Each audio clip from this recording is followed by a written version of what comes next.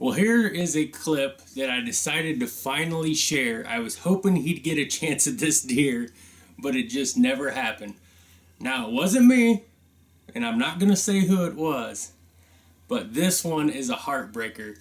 You know, you always hear horror stories about muzzleloaders misfiring.